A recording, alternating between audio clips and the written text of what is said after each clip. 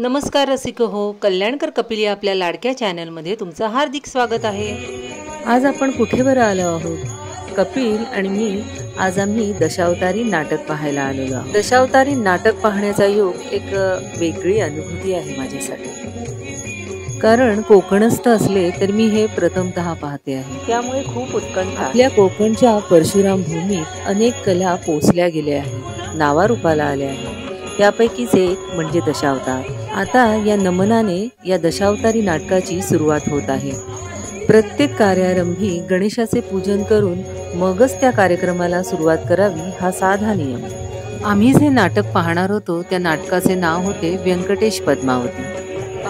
नमन ऐकता गणपती बाप्पा कधी डोलायला लागले कळलेच नाही। असे वाटत होते की प्रत्यक्ष बाप्पाच समोर बसून मंत्रमुग्ध होऊन हे नमन ऐकत आहे। इतक्यात नाटकाची घोषणा झाली। या नाटकामध्ये आम्हाला कलाकारांचा लाईव्ह परफॉर्मन्स पाहायला तर भेटणारच होता, शिवाय लाईव्ह व्हिज्युअल इफेक्ट सुद्धा पाहायला मिळणार होता। स्टेजवर असा व्हिज्युअल इफेक्ट्स तयार करणं म्हणजे ते नेमकं काय हे तुम्हाला पुढच्या काही प्रसंगांमध्ये कळेल। प्रेक्षक समोर बसले असतानाच कधी गणपतीचा अवतार दाखवणं, कधी विष्णूचा अवतार दाखवणं, ह्या सगळ्या गोष्टी ज्या आहेत ना त्या फार कठीण आहेत। मधल्या काही गॅप, अगदी क्षणाच्या गॅपमध्ये क्षणात गणपती, क्षणात विष्णू अवतार, या सगळ्या गोष्टी दाखवणं हे फार मोठं कसबीचं काम आहे।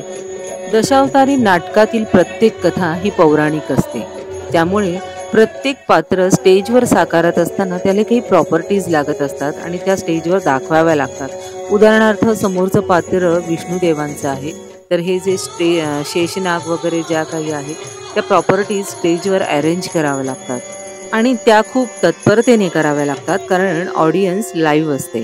कथेतल्या दोन प्रसंगांमधला जो काही क्षणांचा वेळ असतो ना, त्या क्षणांमध्येच ही सगळी तयारी करायची असते आणि ते खूप ताकदीचं काम आहे। ते सवयीनं आणि अथक प्रयत्नांनी आणि सरावानी होत असतं। या कथेत आपण विष्णूच्या वराह अवताराची गोष्ट ऐकणार आहोत। क्षीरसागरात असताना एकदा लक्ष्मी विष्णूवर रुसून निघून जाते, त्यामुळे श्री विष्णू खूप व्यथित होतात आणि लक्ष्मीच्या शोधार्थ वैकुंठाच्या बाहेर पडतात। व्यंकटेश टेकडीवर येऊन ते व्यंकटेश स्वामी म्हणून राहतात।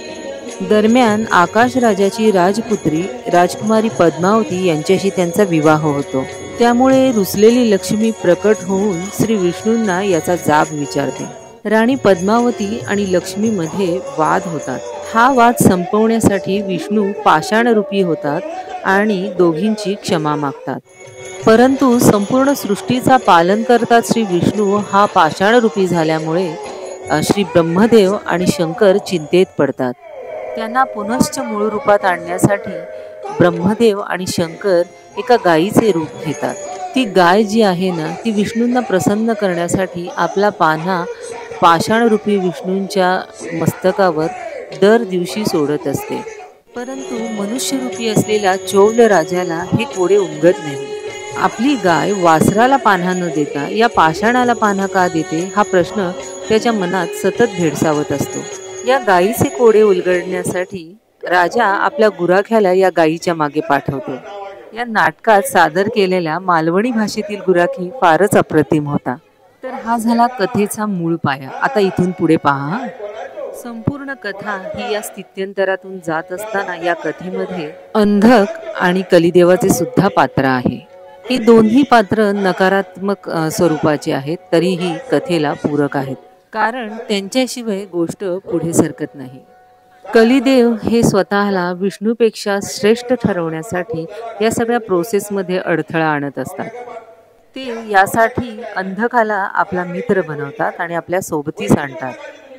चौलराजाच्या मनात आलेल्या शंकेचे रूपांतर ते कशा प्रकारे त्याच्या पापामध्ये किंवा त्याच्या चुकीमध्ये रूपांतरित करतात याची संपूर्णतः गोष्ट या नाटकामध्ये दिलेली आहे।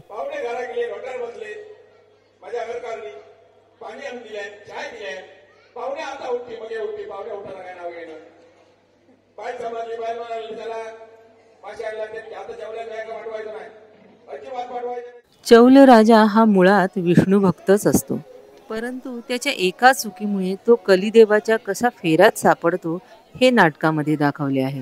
विष्णूला आराध्य मानण्याऐवजी तू माझी पूजा कर असे जेव्हा कलिदेव चौल राजाला सांगतात तेव्हा चौल राजा त्याला साफ नकार देतो. त्यावर क्रोधित होऊन कलिदेव त्याला सांगतात का जे तुमचे आराध्य आहेत तेच तुझ्या अधपतनाचे कारण ठरतील. चौल राजाला माहीत असते का प्रत्यक्ष कलिदेवापुढे सामान्य मनुष्य जातीचे काहीही चालत नाही. कलिदेवाचा हा इशारा ऐकून चौल राजा काहीसा साशंक होतो, परंतु विधिलिखित त्याला टाळता येत नाही. आपल्या राज्यातील गाय ही त्याच्या वासराला दूध न देता एका पाषाणाला दूध का देते बरं, ही शंका त्याच्या मनात कायम घर करून राहिलेली असते. हा सगळा कलीचा फेरा आहे हे ओळखण्यास तो असमर्थ ठरतो आणि कलिदेवाला आव्हान देऊन बसतो. या नाटकांमध्ये तुम्ही पाहत असाल का हे माईक्स जे असतात ते स्थिर असतात आणि या कलावंतांना खूप मोठ्याने त्या माईकनुसार ॲडजस्ट व्हावे लागते. त्यातही एखादा माईक एमर्जन्सीमध्ये बंद पडलास तर या कलाकारांना खूप मोठ्याने बोलावे लागते. प्रयोग थांबवून चालत नाही आणि चूक दुरुस्त करण्यासाठी वेळही नसतो. मध्ये प्रेक्षक मंडळी उत्स्फूर्त दाद देत असतात, बक्षिसं देत असतात. त्याचेही अनाउन्समेंट या प्रयोगादरम्यान केले जाते. त्यामुळे बक्षीस जाहीर केल्यानंतर पुन्हा सोडलेली लिंक मूळ पदावर आणून पुन्हा नाटकाचे प्रक्षेपण तसेच चालू ठेवणे ही फार कठीण गोष्ट नाही का वाटत तुम्हाला? तरीही ही मंडळी ते साध्य करतात. एक जरी धागा सुटला तरी हे नाटक बारगळू शकते, परंतु तसे होत नाही. याचे कारण एकच, अथक सराव आणि पाठांतर. पुराणातील एक संपूर्ण कथा अगदी संवादांसकट तोंडपाठ असणं ही काही खायची गोष्ट नाही. हे पहा, आता हे नाटकाचे मध्यांतर झाले आहे. नाटकामधील बहुतांशी स्त्रीपात्र हे पुरुष मंडळीच साकारत असतात. त्यामुळे नाटकाच्या मध्यांतराच्या वेळी देणगी मागण्यासाठी आलेले हे स्त्रीपात्र हे मुळात पुरुष कलाकारच आहे. चित्रपटात स्त्रीपात्र साकारणं ही कदाचित सोपी गोष्ट असते, कारण काही मंडळींसमोर आणि फक्त कॅमेऱ्यासमोर आपल्याला स्त्रीपात्र करायचं असतं. परंतु एवढा मोठा समुदाय जेव्हा एकत्र आलेला असतो आणि त्यांच्यासमोर एक पुरुष असून सुद्धा स्त्रीपात्र सादर करणं हे खूप चॅलेंजिंग आहे. नाटकातील स्त्री सादर करत असताना आपली देहबोली सुद्धा एखाद्या स्त्रीसारखीच असायला हवी, हा अट्टहास कलाकार करत असतो. आता समोरचं स्त्रीपात्र पाहना, अगदी पदर सावरण्यापासून पदराला चाळा करेपर्यंतचा हा सारा आविर्भाव जो आहे ना, तो अगदी स्त्री रूपातला आहे. तरी सुद्धा इतका बेमालूमपणे चालू होता ना, तर असं वाटावं का समोरची जी आहे ना ती स्त्रीच आहे. पात्र साकारत असताना त्यांनी केलेली डिटेलिंग हे त्यांच्या कामाची पोचपावतीच आहे. समोरचे जे चौल राजाच्या पत्नीचं स्त्री पात्र आहे, त्याच्या एंट्रीच्या वेळी खूप त्याला दाद दिली गेली आणि हे जे गाणं आहे ते संपल्यानंतरही त्यांना खूप सारी बक्षिसं मिळाली. यावरून आपल्याला कळू शकतं की त्यांचं काम प्रेक्षकांना किती आवडलं आहे. आता या पुढचा प्रसंग खूप सुंदर होता. आता हे चौल राजा आणि त्याची पत्नी संवादामध्ये सांगत असतात आणि या दोघांनाही त्या गायीच्या मागावर जायचं असते आणि ती गाय जेव्हा त्या पाषाणावर पान्हा सोडते त्यावरचं जे दृश्य आहे ना, ते स्टेजवर इतक्या सुंदरपणे क्रिएट केलं होतं ना, ते पाहताना अगदी मन आणि डोळे इतकंच झाले. स्टेजवर एखादा चमत्काराचा प्रसंग दाखवायचा असेल तेव्हा दाखवण्यात येणारी प्रकाश संयोजना म्हणजे लाइटिंग आणि सोबतीला जे लाईव्ह हे म्युझिशियन्स बसलेले असतात त्यांचं म्युझिक हे फार अप्रतिम असतं. त्यामुळे आपल्याला फील येतो का पुढं काहीतरी घडणार आहे आता. आणि आता याच प्रसंगात पाहणं, या गाईला बघून चौल राजाचा राग इतका अनावर होतो की तो तिच्यावर शस्त्र उगारतो. त्या शस्त्राचा वार गाईला न होता पाषाणरूपी विष्णूला होतो. तसा त्या पाषाणातून विष्णू प्रकट होतो. गाय माझ्यावर दुधाचा अभिषेक करत असताना तू सत्तेच्या उन्मादात येऊन माझ्यावर शस्त्र उगारलेस आणि मला जखमी केलेस, याचा जाब श्री विष्णू या चौल राजाला विचारतात. आपल्या परमभक्ताकडून आपल्यावर झालेल्या या हल्ल्यामुळे विष्णू फार क्रोधित असतात. राजाने केलेला हा हल्ला हा त्याच्या सत्तेच्या उन्मादातूनच झालेला आहे याची जाणीव श्री विष्णूंना असते. त्यामुळे श्री विष्णू त्याला धडा शिकवण्यासाठी सुरुवातीला पक्षी असुर आणि नंतर पशु असुर होण्याचा श्राप देतात आणि त्या श्रापाचे निर्मूलन हे माझ्या वराह अवताराच्या वेळी होईल असे सांगून जातात. चौल राजाच्या पत्नीला हा धक्का सहन होत नाही. श्री विष्णूंची ती खूप विनवणी करते.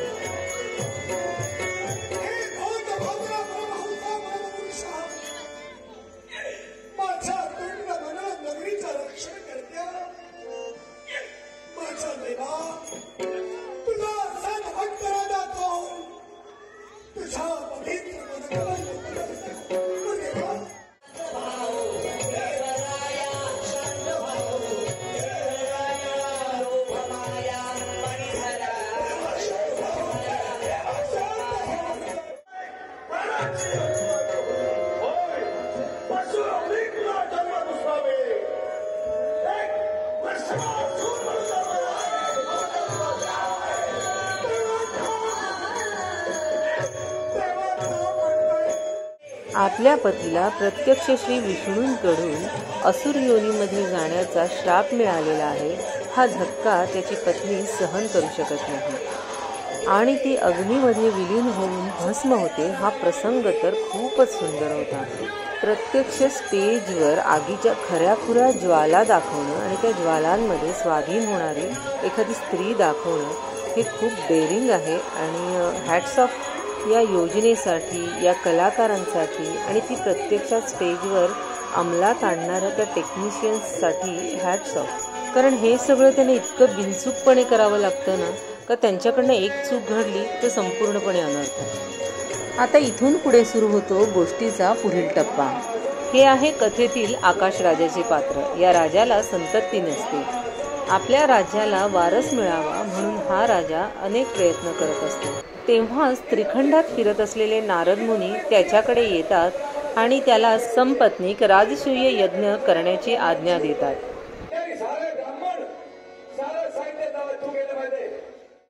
कथा पुढे सरकत असताना श्री विष्णूंची गरुडारूढ अशी एंट्री पुढे येते आणि या एंट्रीनंतर समुदायामध्ये इतका उत्साह आणि टाळ्या यांचा अगदी वर्षावच होऊन जातो.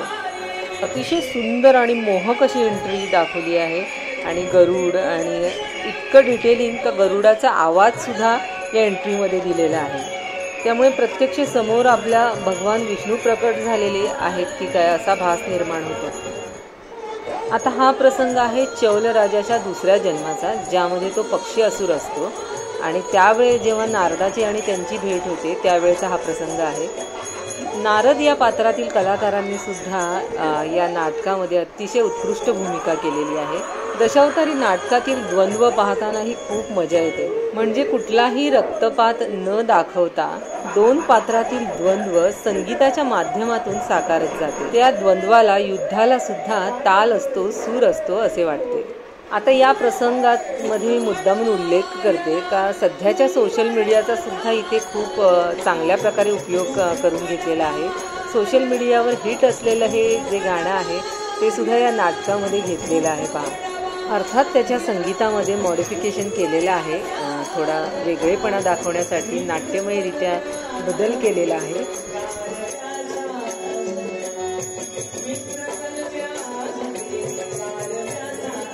आता मी पुन्हा कथेची कास पकडते आहे. आता इथे बघा राजसूय यज्ञ चालू झालेला आहे आणि या यज्ञातून श्री विष्णू प्रकट होतील आणि ते त्यांना आशीर्वाद देतील तर तुम्हाला कन्यारत्न प्राप्त होईल असा. इथे दाखवलेल्या यज्ञात सुद्धा खरीखुरी आग आहे बरं का. आणि त्यांच्या मागूनच बघा त्यांच्या त्या यज्ञातूनच विष्णू प्रकट होताना दिसतो.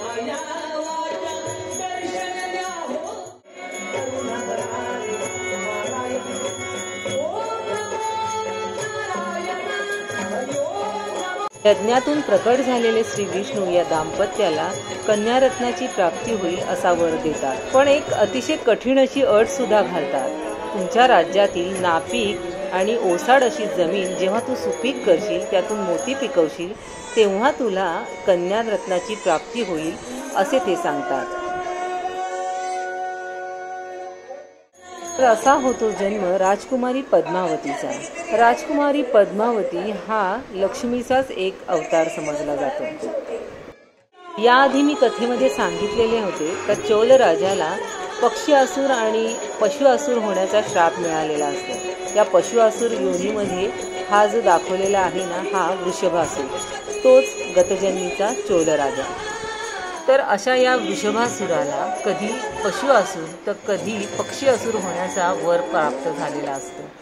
तो त्याच्या इच्छेनुसार आपले रूप पालटू शकतो. असे असताना त्याचा सामना आकाश राजा आणि त्याची कन्या पद्मावती यांच्याशी होतो. राजकुमारी पद्मावतीला जेव्हा पक्षी असुर उचलून नेतो तो प्रसंग तर खूपच सुंदर आहे.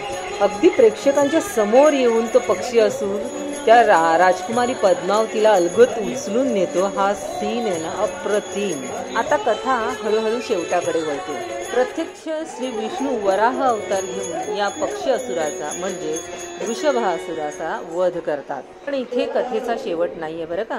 अजून अंधकाचा वध व्हायचाय आणि कलिदेवाला विष्णू महात्म्य समजायचे आहे. काय दैवयोग आहे पहाना. देव सुद्धा म्हणतो मला प्रत्यक्ष येऊन. त्या दरम्यान माझ्या मोबाईलची बॅटरी संपली आणि मी पुढील दृश्य चित्रित करू शकले नाही. ते दृश्य असे होते की लक्ष्मी आणि विष्णू हे एकत्रित येऊन आदिशक्तीच्या स्वरूपात अंधकाचा वध करतात आणि कलिदेवाला श्री विष्णूंचे श्रेष्ठत्व समजते. नाटक मला तर खूपच आवडले होते, परंतु टेन्शन वेगळ्याच गोष्टीचे होते. माझ्यासोबत कपिल होता. बोलून चालून ही पुढची पिढी तो बोर तर झाला नसेल ना, त्याला कंटाळा तर आला नसेल ना, असे मला सतत वाटत होते. नाटक पाहताना हळूचकण मी त्याचे निरीक्षण करत होते आणि नाटक पाहताना तो रंगून गेलेला मी त्याला पाहिलाय. तर काय मग मंडळी, दशावतारी नाटकाच्या माध्यमातून मी घडवलेला हा कोकण दौरा तुम्हाला कसा वाटला हे आम्हाला नक्की कळवा. Thanks for your time. Bye bye.